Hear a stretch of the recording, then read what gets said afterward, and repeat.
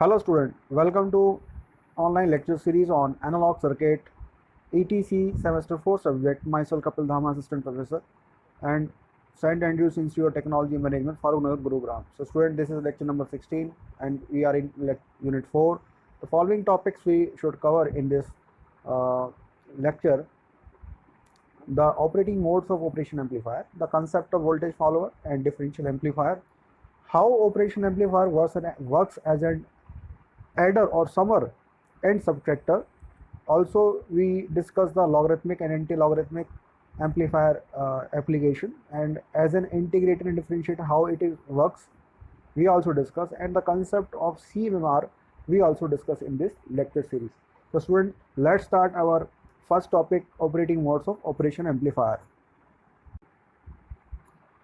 So student, in operating modes we have two types of operating mode we discuss or we generally used in operation amplifier.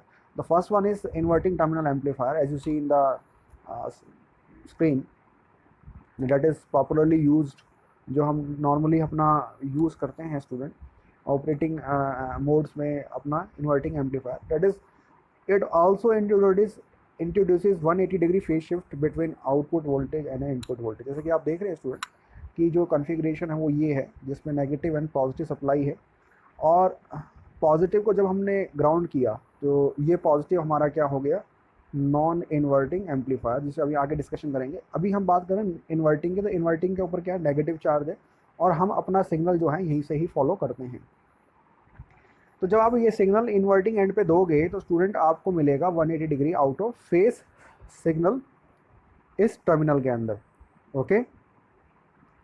और जैसे कि अगर हम बात करें इन नॉन इन्वर्टिंग टर्मिनल, तो जैसे कि आप देख रहे हैं स्टूडेंट कि अब मैंने नेगेटिव वाले पार्ट को हमने ग्राउंड कर दिया है, और आप प्लस पॉइंट पर आप क्या दे रहे हो स्टूडेंट, अपना सिग्नल दे रहे हो. तो आपको ये सिग्नल वैसा ही मिलेगा जैसा आपको जिस फेज़ में है, क्योंकि इसमें जीरो फेज शिफ्ट जनरेट होता है आउटपुट और इनपुट वोल्टेज के बीच में.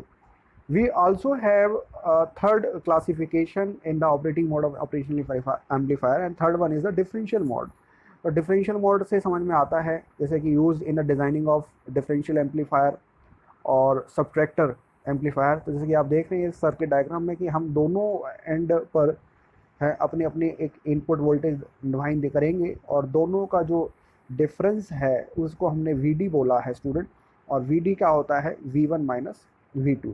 ओके स्टूडेंट्स, तो ये है हमारे ऑपरेटिंग मोड्स जो हम लोगों ने डिस्कशन करने हैं इस ऑपरेटिंग एम्पलीफायर में. On the behalf of this amplifier we generally define broadly classification of operation amplifier. तो स्टूडेंट, जैसे कि आप देख रहे हैं इन्वर्टिंग एम्पलीफायर में अगर हम इसका थोड़ा सा गेन को कैलकुलेशन करने की कोशिश करें, तो हमने यहाँ अपने देखेंगे स्टूडेंट कि हमने यहाँ पे सबसे पहले एक VS सोर्स लगाया, और VS सोर्स के आगे हमने एक R1 इनपुट लगाया हुआ है. और चूँकि जो इनपुट रेजिस्टेंस है वो बड़ा हाई है, तो मेजॉरिटी ऑफ द करंट जो है वो आपके फीडबैक रेजिस्टेंस के थ्रू चला जाएगा. So student, we have inverting amplifier, और जैसे कि आप देख रहे हैं कि हमने इन्वर्टिंग एम्पलीफायर हम देखना चाहते हैं कि गेन हमारा कितना निकल के आएगा. तो इसके लिए हमने सबसे पहले क्या किया, एक VS सोर्स लगाया इन्वर्टिंग एंड के ऊपर, और एक इनपुट रेजिस्टेंस. इनपुट क्या कि हमने इन्वर्टिंग एंड के ऊपर एक इन्वर्टिंग, और यहाँ पर R1 एक रेजिस्टेंस लगाया हुआ है. फीडबैक रेजिस्टेंस के लिए हमने RF रेजिस्टेंस लगाया हुआ है, और नॉन इन्वर्टिंग एंड को हमने क्या किया हुआ स्टूडेंट, ग्राउंड कर रखा है. तो जैसे कि आप देखेंगे स्टूडेंट कि जैसे ही ये इस पॉइंट पर यहाँ देख रहे हैं कि यहाँ पे एक करंट और दो करंट और तीसरा करंट, ये जो है करंट KCL किरचॉफ लॉ लग रहा है. तो इनपुट रेजिस्टेंस हाई होने की वजह से जो मेजॉरिटी ऑफ द करंट है वो फीडबैक रेजिस्टेंस के थ्रू पास आउट होगा. तो जैसे कि स्टूडेंट, तो अगर इसकी हम प्रूफ की बारे में बात करें तो प्रूफ कैसे बन के आएगा, देखिए according to Ohm's law I is equal to V/R1 होता है. तो आप इस नोट पे देखेंगे स्टूडेंट, इस वाले पॉइंट के ऊपर. तो अगर इसकी प्रूफ की बारे में बात करें स्टूडेंट, तो जैसे कि आप देख रहे हैं कि I is equal to V/R1, जो कि इस पॉइंट के ऊपर हमें यहाँ दिख रहा है. अगर मैं आपको दिखाना चाहूँ इस वाले पॉइंट के ऊपर, तो मेजॉरिटी वाला करंट जो I है, ये वाला I, तो I की वैल्यू क्या होगी दिस पॉइंट के ऊपर VS/R1 होगी. तो करंट डिवीजन रूल के according incoming current is equal to outgoing current, तो आउटगोइंग करंट एक इधर होगा एक इधर होगा। अब चूंकि इनफाइनाइट रेजिस्टेंस यहाँ हाई है तो जो करंट यहाँ डेवलप होगा वो क्या होगा, जीरो होगा। तो मेजॉरिटी ऑफ द करंट क्या होगा स्टूडेंट, आपका फीडबैक रेजिस्टेंस से पास आउट होकर आउटपुट के ऊपर शो होगा। तो और हमने पॉजिटिव टर्मिनल को क्या कर रखा है स्टूडेंट, ग्राउंड कर रखा है। तो अब आप ये देखिए स्टूडेंट कि I is equal to V by R one, तो वी आर की वैल्यू कितनी हुई, I R S into I हो गई।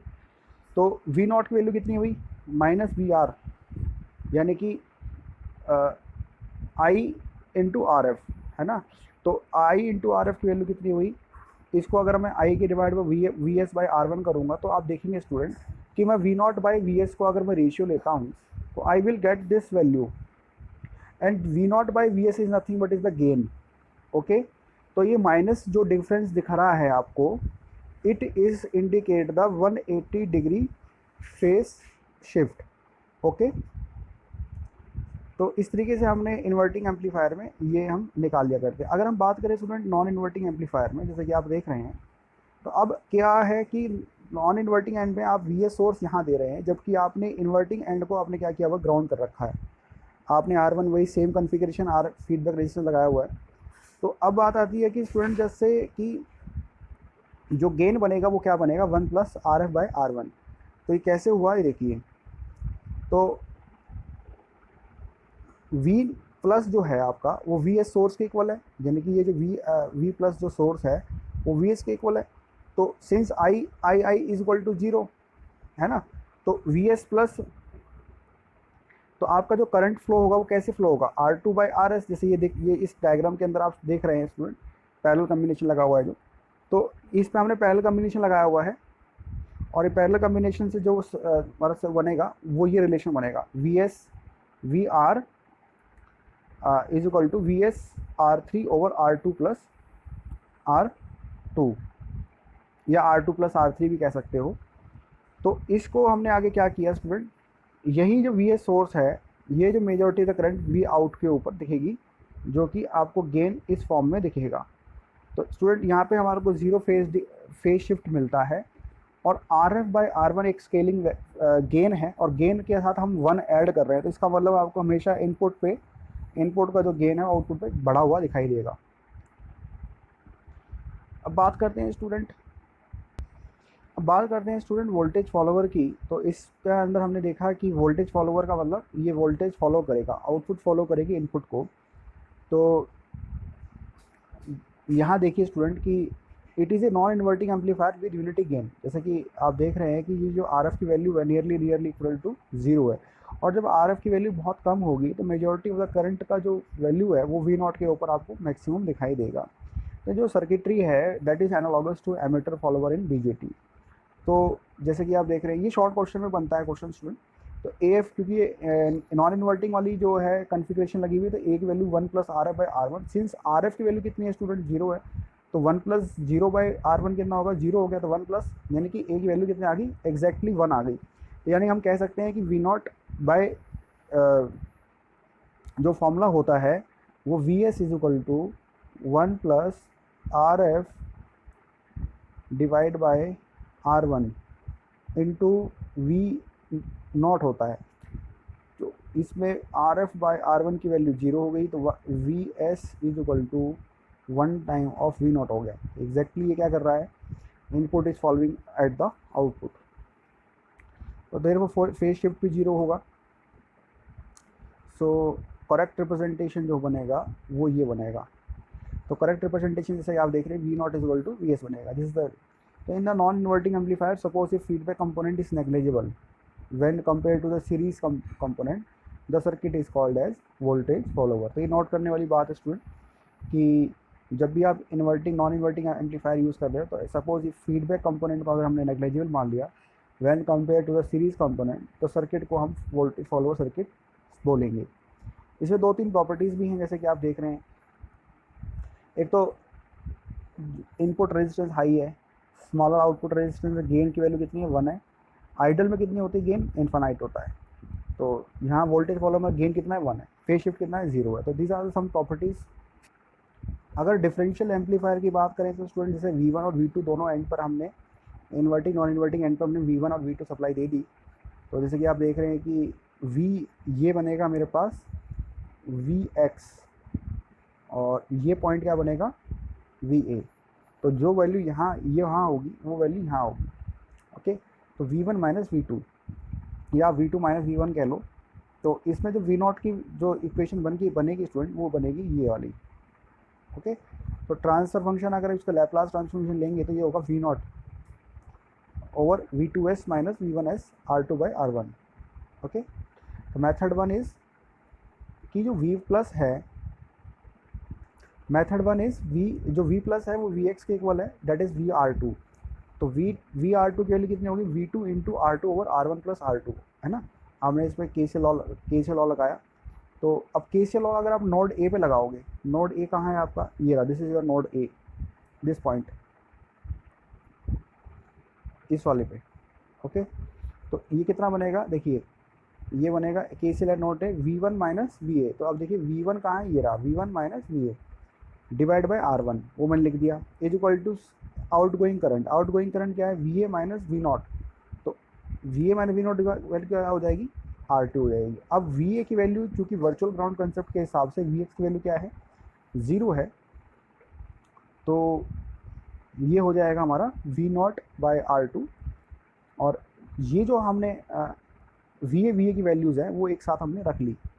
तो माइनस V0, इस तरीके से मैंने इसको रीअरेंज करा। देखिए स्टूडेंट, यहाँ पे हमने रीअरेंज करा है दो इक्वेशंस के अंदर, V0 बाई R2 और VA वाले पार्ट को मैंने एक साथ लिख लिया, minus V1 by R1। Okay students, तो अब आप देखिए स्टूडेंट, नेक्स्ट स्टेप में देखेंगे कि V0 की वैल्यू जो बनेगी वो बनेगी R2 into VA R1 plus R2 R1 R2। तो R2 से R2 मेरा कैंसिल आउट हो गया। मैंने क्या किया कि इस R2 को हम यहाँ ले गए, तो R2 से ये R2 कैंसिल आउट हो गया। तो आपके पास क्या बचा, due to virtual ground concept VA is equal to VK, Vx कह लो, तो सबकी वैल्यू इक्वल 0 हो जाएगी। तो आप देखेंगे स्टूडेंट कि VA की वैल्यू क्या है, V2 over R2 over R plus पहले निकाल लिया हमने। तो R1 प्लस R2 की वैल्यू यहाँ भी हमारे क्या होगी, कैंसिल आउट होगी।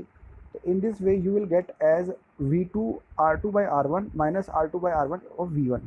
दोनों में R2 R1 कॉमन लोगे तो V2 minus V1 as a differential voltage आपको मिल जाएगी। तो this is our result. Okay,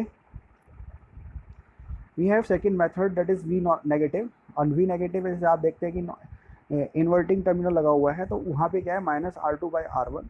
तो ये हो जाएगा। इसी तरीके से V पॉजिटिव वैल्यू कितनी हो जाएगी, 1 प्लस R2 बाई R1, क्योंकि नॉन इन्वर्टिंग टर्मिनल हमको ऐसे मिलता है। तो थोड़ा सा अगर मैं इसको एलसीएम लूँगा तो R1 plus R2 divide by R1। और V प्लस की वैल्यू कितनी है, V2 R2 over R1 plus R2, ये हमने पहले निकाल दी। तो R1 बाई ये दोनों एडिशन वाला पार्ट खत्म हो जाएगा, तो V2 R2 ओवर R1 मिल जाएगा।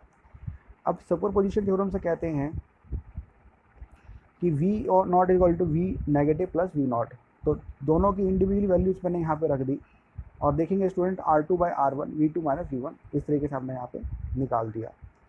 अगर हम सबट्रैक्टर्स की बात करें तो डिफरेंशियल जो एम्पलीफायर है वो हम सबट्रैक्टर के तौर पे ही यूज़ करते हैं। तो यहाँ आप देखेंगे it is a modification of differential amplifier with identical resistors. तो अब जहाँ RF R1 R2 R3 use कर रहे थे वो अब सभी मेरे आइडेंटिकल रजिस्टर्स R हो जाएंगे। तो मेरा जो आंसर निकल के आएगा that is V0 is equal to V2 minus V1। तो ट्रांसफर फंक्शन जो निकलेगा वो क्या होगा, 1 होगा, क्योंकि R1 R2 R3 RF की वैल्यू, सभी की वैल्यू क्या है, 1 होगी। तो नेट इक्विवेलेंट आपको क्या मिलेगा, V0 equal to V2 minus V1 मिलेगा। This is the subtractor circuit. Okay students,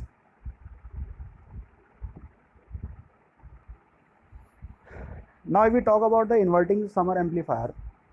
तो summer is also called adder और समर सर्किट। तो आप क्या करोगे कि इन्वर्टिंग एंड पर जैसे मैंने क्या किया कि बहुत सारी इनपुट सिग्नल्स को हमने यहाँ पे एडअप करवाना है। तो ये अलग अलग इनपुट्स मैंने रिप्रेजेंट कर दी। तो यहाँ पहले आप सिंगल एक सोर्स दिया करते थे, अब आप मल्टीपल सोर्स दे रहे हो और उनको आप ऐड करवाना चाह रहे हो कि ऐड करके आपके आउटपुट पे क्या शो होता है। स्टूडेंट देखिए, आप इस पॉइंट पे देख रहे हैं कि V0 की वैल्यू कितनी है, minus RF by R1 divide into V1 plus minus RF by R2 into V2 और इसी तरीके से plus minus RF by R3। Feedback resistance तीनों सोर्सेज के लिए इक्वलेंट रहेंगे। रेजिस्टेंस की वैल्यू चेंज होती चली जाएगी, वोल्टेज वैल्यू चेंज होती चली जाएगी। अब वो कहता है कि यदि R1 R2 R3 की वैल्यू यदि मैं RF कर दूँ तो मेरा जो इक्वेशन बनेगा वो क्या बनेगा स्टूडेंट, ये बनेगा। ओके, तो चूँकि RF की वैल्यू भी कॉमन निकल जाएगी और R1 R2 R3 की वैल्यू आप क्या लिख रहे हो, RF निकल रहे हो, तो इसका मतलब क्या आ जाएगा -V2 + V1 + V3। अब नेगेटिव साइन क्यों यूज़ किया, क्योंकि हम इन्वर्टिंग टर्मिनल यूज़ कर रहे हैं। तो इस तरीके से आप देखें 180 डिग्री फेज शिफ्ट में आपको V0 की वैल्यू, सभी तीनों इनपुट सोर्स की वैल्यू एडअप होकर 180 डिग्री आउट ऑफ फेस मिलेगा। ओके, और अगर नॉन इन्वर्टिंग समर की बात करें स्टूडेंट, तो आप देखेंगे कि अब मैंने इन्वर्टिंग को ग्राउंड कर दिया, R1 और RF फीडबैक रेजिस्टेंस दे दिया। इसी तरीके से मैंने यहाँ पे 3 सोर्स लगाए हैं। You can use multiple sources for our understanding purpose, but we are analysing कि कैसे वो ऐड कर रहा है। तो चूँकि आप जानते हैं कि equation of output voltage at non inverting terminal क्या होती है, 1 + RF/R1 इंटू Vx होती है। तो बाय सुपरपोजिशन थ्योरम क्या होता है, अभी हमने सॉल्व किया Vx1 + Vx2 + Vx3। तो to find Vx1 let V1 is alone, that is superposition में क्या करते हैं कि एक सोर्स को चला देते हैं, बाकी सब सोर्स को ऑफ कर देते हैं। That is only V1 is connected and rest are ground, तो उनको सभी को ग्राउंड कर देते हैं। तो इस हिसाब से हमारा क्या बनेगा, तो जैसे कि आप देख रहे हैं स्टूडेंट कि इस वाले की बात चल रही है, इस वाले पार्ट की, ये बाकी सब क्या हो गया, आपका ग्राउंड हो गया। तो आपका जो सर्किट बनेगा कुछ इस तरीके से बनेगा, X R1 R1, तो ये दोनों क्या है, पैरेलल कम्बिनेशन में है। पैरेलल में जो है इस तरीके से आपका 1/R + 1/R, ये R/2 का कंसेप्ट बन जाएगा, और R के साथ वो क्या है, सीरीज़ में लगा हुआ है। तो इस तरीके से पैरेलल में लगा हुआ, सॉरी। तो V1 R1/2 + R + R1/2। Again if you want to find Vx2 let V2 is alone, तो बाकी को आपने क्या कर दिया, ग्राउंड कर दिया। तो इस तरीके से आपने तीनों को निकाल दिया। देखिए आप यहाँ तीनों को आपने निकाल दिया, जैसे कि V2 के लिए भी निकाल दिया, ऐसे V3 के लिए भी निकाल दिया। और अब हम इसको क्या कर रहे हैं स्टूडेंट, डिफरेंशियल एम्पलीफायर जो है V0 जो बनेगी वो क्या बनेगी, 1 + RF/R + 1/3 V1 + V2 + V3। तो इस तरीके से मेरा ये थोड़ा सा नेट सम्मिलित बन जाएगा। तो ये मेरा लास्ट में मेरा ये वाला पॉइंट, ये मेरे इक्वेशन फाइनल होगी।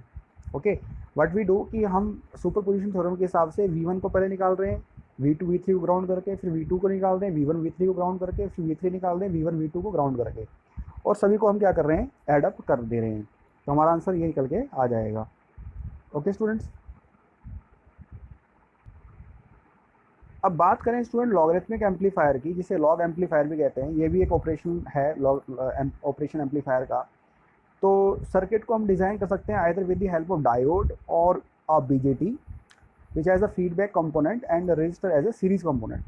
तो जैसे कि आप देख रहे हैं सर्किट डायग्राम के अंदर कि हम डायोड और ट्रांजिस्टर की मदद से हम इस सर्किट को बना सकते हैं।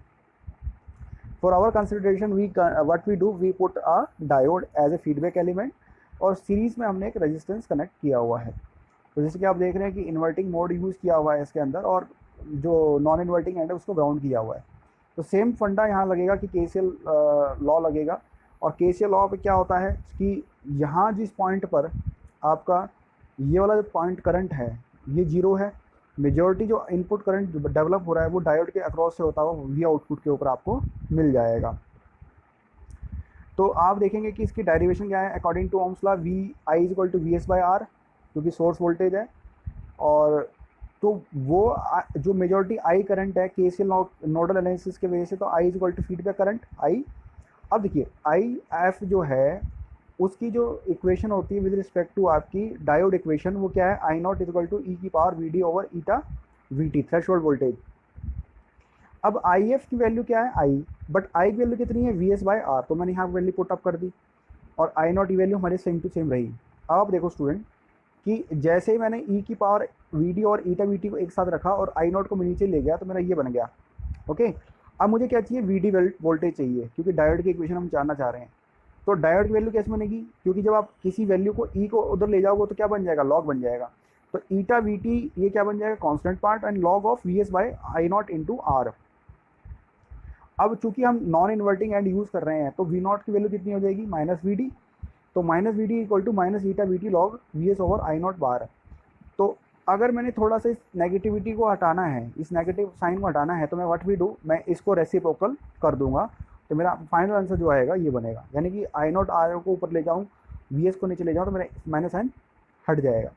This is the logarithmic amplifier derivation. अब वो केस सेकंड कहता है कि यदि आप इसको बीजेटी के हिसाब से ले कर सकते हो, तो हमने क्या करा कि जहाँ डायोड था वहाँ हमने ट्रांजिस्टर लगा दिया। तो ट्रांजिस्टर लगाने से क्या हुआ कि जो आई है वो आईसी करंट हो गया, और आईसी जो होता है वो आईई के इक्वल होता है। तो यानी कि आउटपुट पे आपको क्या मिल रहा है, डायरेक्टली आई ही मिल रहा है। तो इस तरीके से हमने सर्किट का अरेंजमेंट करके नॉन इन्वर्टिंग एंड पे लगा रखा। तो इक्वेशन फॉर इनकमिंग करंट क्या होगा, I is equal to V S by R. तो I is equal to I C, that is equal to I in magnitude, वो इक्वल होता है। तो सेम कंसेप्ट आप लगाओगे कि I E is equal to I O, I C O reverse saturation current, E V B, अब V D नहीं होगा वी बी होगा, क्योंकि ट्रांजिस्टर में हमारी कौन सी जो वोल्टेज है V E B, emitter to base voltage. तो ये हमने लगा दिया यहाँ पे। सेम कंसेप्ट लगेगा स्टूडेंट, और बस आप आई सी नॉट को नीचे ले जाओ और लॉग इधर ले जाओ, तो आपका वही चीज़ आएगा, नेगेटिव वोल्टेज आएगी। नेगेटिव वोल्टेज मतलब 180 डिग्री आउट ऑफ फेस। तो ये आपका आंसर आ जाएगा। तो दोनों में अंतर इतना ही है कि जहाँ पहले आई नॉट लिख रहे थे in diode equation, we are using as a I C O reverse saturation current in case of BJT transistor. So this is how we use logarithmic amplifier as an operation amplifier. If we talk about the anti-log amplifier, that is also called exponential amplifier, the circuit can be designed either with the diode or BJT as a series component and a resistor as a feedback component.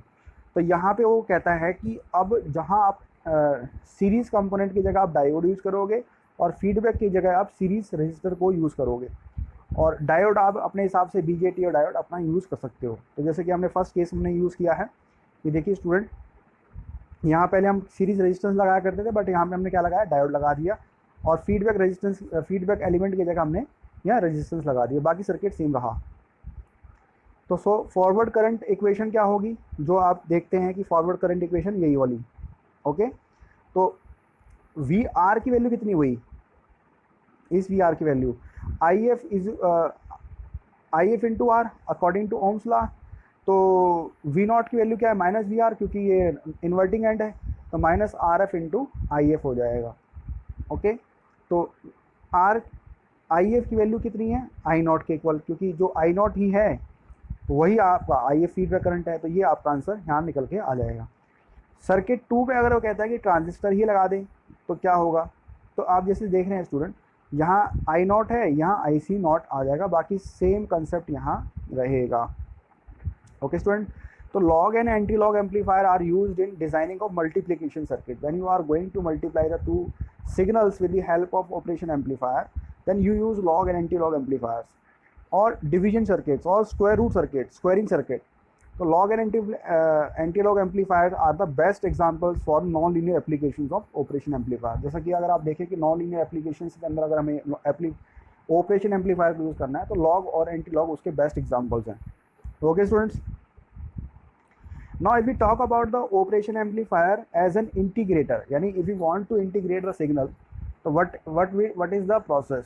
तो for that we have a capacitor circuit as a feedback element and series resistance circuit in the source side।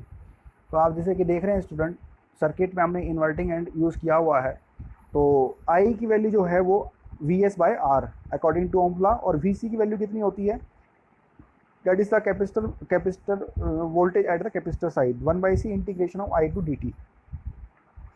अब जो आपको V not मिल रहा है student, वो आपको क्या मिल रहा है, जो वोल्टेज क्या, जो आपके कैपेसिटर के अक्रॉस जो वोल्टेज है वही आपको वी नॉट मिलेगा, क्योंकि पैरेलल पे जो आपको वोल्टेज मिलेगी कैपेसिटर पे वही वोल्टेज आपको आउटपुट मिलेगी। और चूंकि ये नेगेटिव साइड में नेगेटिव टर्मिनल यूज़ कर रहा है, तो इसका नेगेटिव वोल्टेज होगा, तो ये आपका क्या हो जाएगा, -1/c I ऑफ dt। तो वी नॉट की वैल्यू कितनी आ गई स्टूडेंट, तो एक्चुअल में वी नॉट की वैल्यू कितनी हो गई, -1/RC VS dt, okay student. तो आई की वैल्यू, क्योंकि आप देखो आई की वैल्यू आपने क्या लिखी, VS बाई आर, तो मैंने VS ले लिया, और R जो था वो मैंने बाहर लिखा लिया, तो 1/RC हो गया। This is how I plot the equation of operation amplifier as an integrator. Again 1/ जो RC है उसको आप टाउ भी यूज़ कर सकते हो, टाउ यानी कि कांस्टेंट ऑफ RC नेटवर्क है ना, RC टाइम नेटवर्क, ओके। और इसका जो एप्लीकेशन है स्टूडेंट, वो लो पास फिल्टर के अंदर यूज़ करते हो, लैग सर्किट, ठीक है ना। तो अगर आपको सर्किट को स्लो करना है, अगर सर्किट को फास्ट जा रहा है उसको आपको आप लो पास फिल्टर लगा दीजिए, लैग सर्किट बना सकते हैं, RC।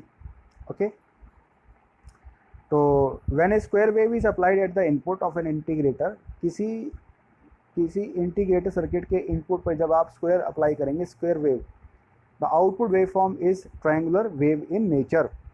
And when square wave is integrated, जब आप स्क्वायर वेव को इंटीग्रेट करते हो तो we get the triangular wave. Okay, now we talk about the operational amplifier as N differentiator. तो अब देखेंगे स्टूडेंट, दोनों में अंतर क्या है, इंटीग्रेटर है, डिफरेंशिएटर है। तो अब आप क्या करेंगे, सीरीज जहाँ सर्किट में जहाँ एलिमेंट लगाते हो वहाँ कैपेसिटर लगा दो, फीडबैक की जगह रेजिस्टेंस लगा दो। तो IC की वैल्यू कितनी हो जाएगी, DV differentiation of VS by DT। तो ओम्स लॉ की वैल्यू कितनी हुई, VR is equal to IC by R।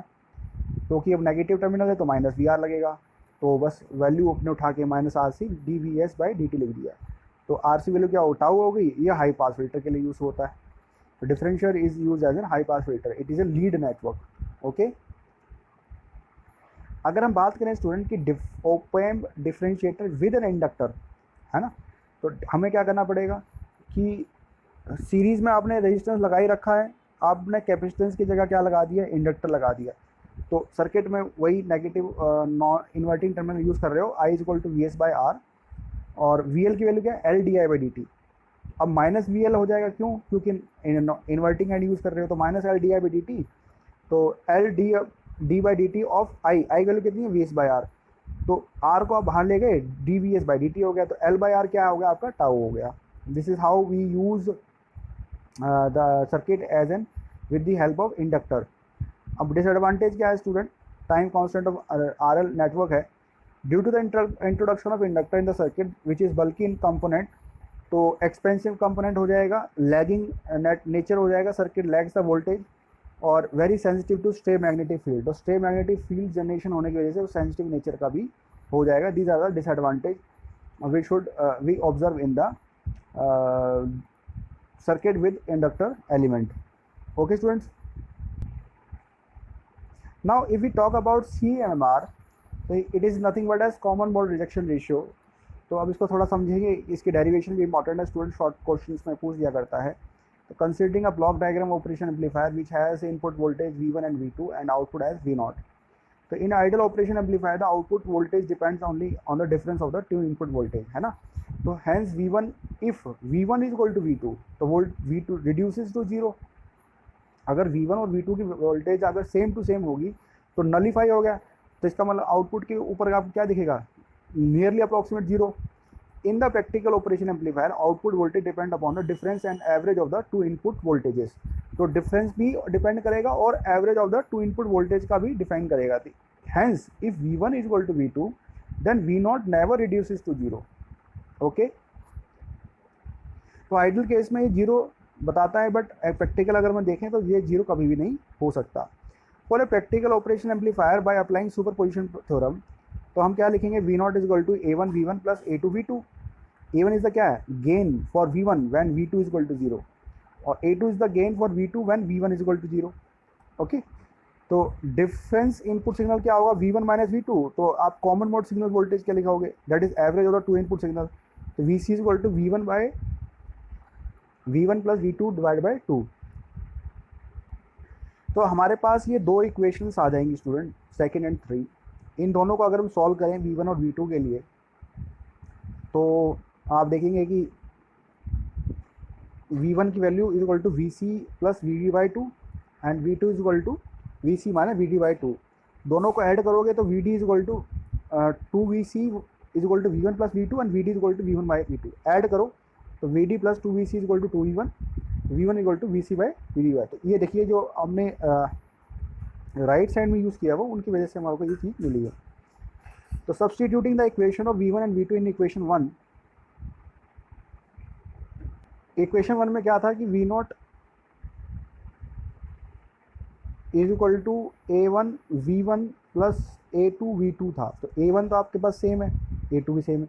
जो V1 V2 अभी आपने निकाला वो आपने वैल्यू यहाँ पुटअप करी है। ओके, तो solving this equation you will get as this final equation, ये वाली इक्वेशन है स्टूडेंट, ये इक्वेशन है आपकी प्रैक्टिकल ऑपरेशन एम्पलीफायर की आउटपुट वोल्टेज की इक्वेशन। ओके, अब बात करें AC यानी गेन की, तो ये कॉमन मोड गेन क्या है, A1 प्लस A2, और डिफरेंशियल मोड गेन क्या है, A1 माइनस A2। तो अब CMR को हम डिफाइन करेंगे तो क्या बनेगा, ratio of the differential mode gain to the common mode gain, है ना, AD डिवाइड बाई AC, तो it can not be negative. तो for ideal operation amplifier AC is equal to 0, तो therefore CMR automatically infinity, क्योंकि AC को जब 1 by infinity क्या होगा, तो CMR क्या हो जाएगा, AC अगर 0 होगा तो CMR की वैल्यू कितनी हो जाएगी, इन्फिनिटी हो जाएगी। तो for better performance CMR must be as long as possible. In operation amplifier, CMR is called as figure of merit, that is it is going the to show the performance index of the operation amplifier. तो CMR is expressed in decibels और ये इसका formula है students. तो student this in this lecture we discuss the various operation amplifier circuit diagrams and CMR in detail. Hopefully you understand the concept. तो आने वाले lectures में और 2 टॉपिक को डिस्कशन करेंगे, तो इस लेक्चर में इतना ही। Thank you.